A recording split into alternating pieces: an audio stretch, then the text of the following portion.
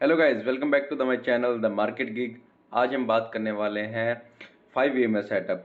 5 EMA setup जो कि सुभाष पाणिनी ने दिया था, उसके अंदर थोड़ा सा अभी भी डाउट रहता है लोगों के। स्टॉप लॉस बहुत हिट होते हैं, तो स्टॉप लॉस को कम करने के लिए, उसके एक्यूरेसी बढ़ाने के लिए हमने थोड़ा सा उसके अंदर एडवांस किया है। उसके अंदर कुछ चेंजेस किए हैं। चेंजेस तो नहीं किए बकायदा, उसके अंदर हमने एडवांस ही किया है। तो वो हम समझेंगे कैसे उसको यूज़ करना है, कैसे अपने स्टॉप लॉस को कम करना है। तो चलिए शुरू करते हैं। ट्रेडिंग व्यू पे आप अपना चार्ट खोल सकते हैं, चाहे तो आप काइट में या किसी और के अंदर भी अपना चार्ट खोल सकते हैं। और नॉर्मली जो सबसे पहला उसके अंदर अपने करते हैं, इंडिकेटर के अंदर ऐड करेंगे moving average, exponential moving average अपने यूज़ करेंगे। यहाँ पे लिख लेते हैं EMA मूविंग एवरेज। एक तो 5 EMA यूज़ करनी है, उसके अलावा हमें दो और मूविंग एवरेज यूज़ करनी है, जिसके अंदर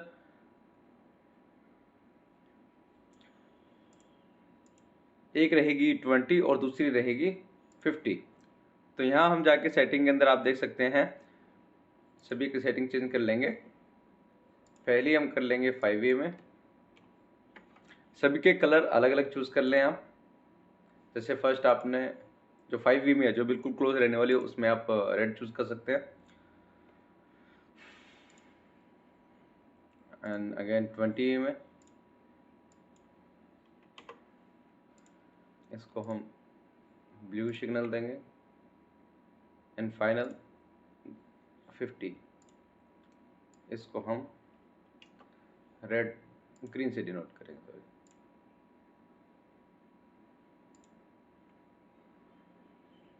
डन। तो अब आप चार्ट को देख पा रहे होंगे। थोड़ा मैं आपको जूम करके दिखा देता हूँ यहाँ पे। जैसे कि आप देख पा रहे हैं, यहाँ पे 5 EMA से कैंडल दूर रह रही है यहाँ पे। तो अकॉर्डिंग टू 5 EMA रूल, जब भी 5 EMA से दूर हो कैंडल, तो उसके बाद में दूसरी कैंडल जैसे इसको क्रॉस करे तो हमें ट्रेड लेनी है। और स्टॉप लॉस इसका ये नीचे का रहेगा। उसके टारगेट 1:3, 1:5, 1:4 आप जो भी चाहे रख सकते हैं। तो इसके अंदर अपने को टारगेट मिला है। पीछे हम देख पा रहे हैं, यहाँ पे इस कैंडल के अंदर आपका स्टॉप लॉस हिट हुआ है। अगर ये देखा जाए, यहाँ पे वैसे बकायदा नहीं हुआ, माइनर सा डिफेक्ट रहा है इसके अंदर। मान लेते हैं इसके अंदर आपका स्टॉप लॉस हिट हुआ है, तो इन स्टॉप लॉस को कैसे कम करना है अभी ये भी हम समझ लेते हैं। तो पहला तो हमें ये ध्यान रखना है, जब भी मूविंग एवरेज तीनों से दूर हो, फर्स्ट 50, देन 20 और देन 5, इन तीनों से जब भी दूर होगी कैंडल, तभी आपको एंट्री लेनी है।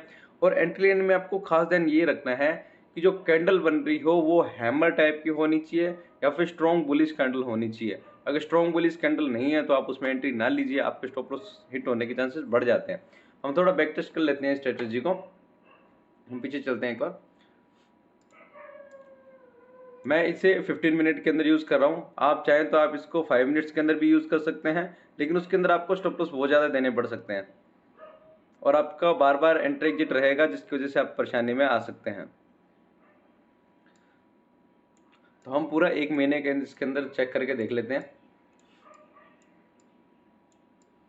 फरवरी 1 से स्टार्ट करेंगे हम।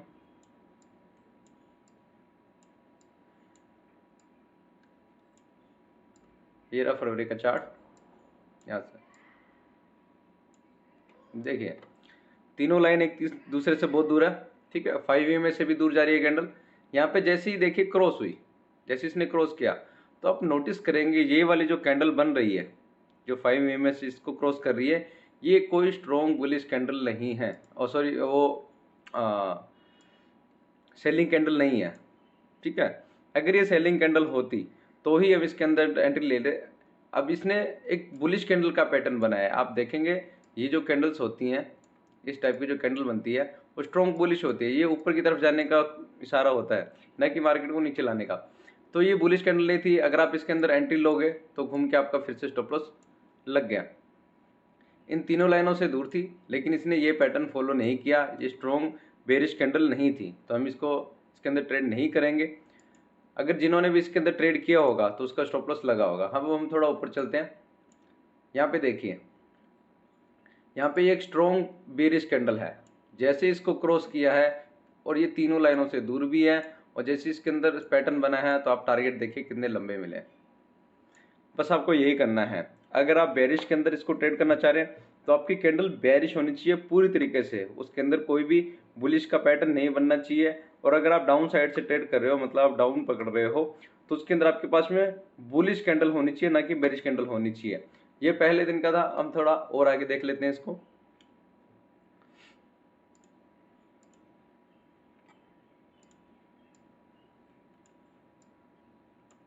यहाँ पे ये 5 EMA का टच हो रही है, इसलिए इसके अंदर कोई ट्रेड नहीं बनता।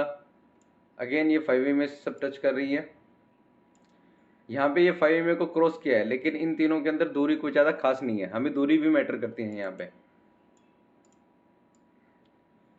पे देखिए, ये पैटर्न देखिए, हालांकि यहाँ पे क्लोज हो गया मार्केट, तो इसके अंदर ट्रेड करने का मतलब रह नहीं जाता। लेकिन आप देखेंगे तो एक ये बुलिश बेरिश कैंडल बनी है, उसके बाद में इसको क्रॉस किया है और अगले दिन आपको नीचे की तरफ डाउन साइड मिली है। लेकिन अगले दिन के लिए हम होल्ड नहीं करेंगे, ये स्कैल्पिंग ट्रेड होती है, इसके अंदर से स्कैल्प ही बनता है।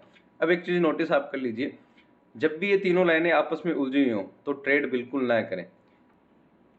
यहाँ पे जोन के अंदर आप देख पा रहे होंगे तीनों लाइनें एक दूसरे के अंदर उलझी हुई हैं पूरी तरह से।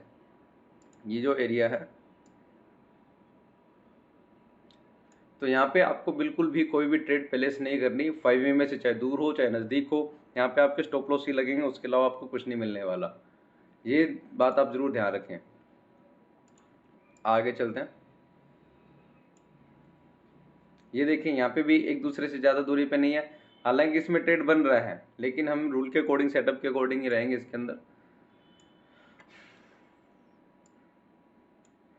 यहाँ पे आप देख सकते हैं ये एक स्ट्रॉन्ग बुलिश कैंडल नहीं थी, इसका खामियाजा भुगतना पड़ा, बार बार आपकी स्टॉप लॉस हिट हुए। ये देखिए तीनों लाइन आपस में उलझी हुई है, यहाँ पे भी कोई ट्रेड नहीं बना। एक होता क्या है, आपको एक लंबा ट्रेंड चाहिए, लंबा ट्रेंड अगर आप बाइंग में पकड़ेंगे तो ये आप अच्छे से कर पाएंगे। ये तीनों लाइंस एक दूसरे के अंदर उलझी हुई हैं लगातार।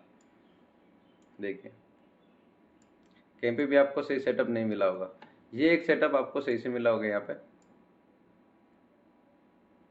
लेकिन इसके अंदर आपका स्टॉप लॉस हिट हो गया। कोई बात नहीं, आगे देखते हैं। ऑप्शन बायर को एक चीज़ तो आप नोट कर लीजिए, हमेशा स्टॉप लॉस देख के चलना पड़ेगा। स्टॉप लॉस दिए बिना आप ट्रेड नहीं कर पाएंगे सही से। ये देखिए, ये एक देखा जाए तो ये 5 EMA से दूर था, लेकिन नेक्स्ट कैंडल 5 EMA को टच कर गई।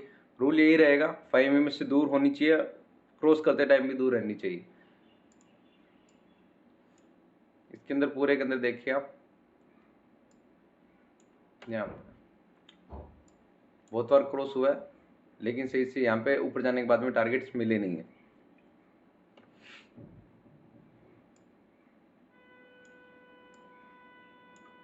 ये देखिए बात, ये ट्रेंड हमें बायर्स को चाहिए होता है, जो कि सही में काम आता है। तो आप देख सकते हैं इस कैंडल को जैसे ही क्रॉस किया होगा, पहला रूल तो ये था तीनों एक दूसरे से दूर होनी चाहिए, अच्छी खासी दूरी के अंदर है। दूसरा, बेरिश कैंडल ऊपर से हम पकड़ेंगे, बेरिश कैंडल बन रही है, उसको जैसे इसने क्रॉस किया हमने ट्रेड ली, स्टॉप लॉस यहाँ थे। उसके बाद टारगेट देख के आप इजी टारगेट मिले, 1:3 1:4 के टारगेट मिले हैं, स्टॉप लॉस हमारा हिट नहीं हुआ।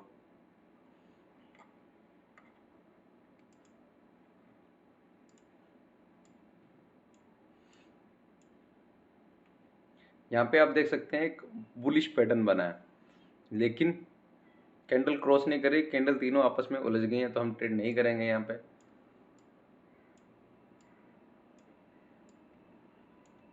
लुक एट दिस, यहाँ पे देखिए तीनों एक दूसरे से दूर हैं, एक बुलिश पैटर्न बना है और अच्छा आपको एक ट्रेंड मिला है ऊपर की तरफ। ये था हमारा फरवरी का पूरा टेस्ट इसके अंदर, जहाँ पे हमने एक ट्रेंड पकड़ा जो कि सबसे टॉप पे था। उसके बाद हमें बड़ी वाली सेलिंग देखने को मिली। अगर आप पोजीशन लेके जाते इसके अंदर तो आपको बहुत बड़ा एक ट्रेंड देखने को मिल जाता। तो यही था हमारा आज का सेटअप, जिसके अंदर आप 5 EMA को अच्छे से ट्रेड कर सकते हैं, जहाँ पे आपके स्टॉप लॉस बहुत ही कम लगेंगे, अच्छा ट्रेंड मिल जाएगा आपको। 2 मूविंग एवरेज का यूज़ करें, और जब पैटर्न को आप यूज़ करने जा रहे हो तो टॉप से आपको हमेशा बेरिश पैटर्न देखना है और डाउन साइड से आपको हमेशा एक बुलिश पैटर्न देखना है। हैमर लाइक कैंडल बने तो ज़्यादा बेटर रहेगा, उसके अंदर चांसेस हाई रहते हैं आपके प्रॉफिट होने के, स्टॉप लॉस कम लगने के। तो यही था, और सेटअप के लिए आप हमें फॉलो कर सकते हैं। Thank you so much, signing off.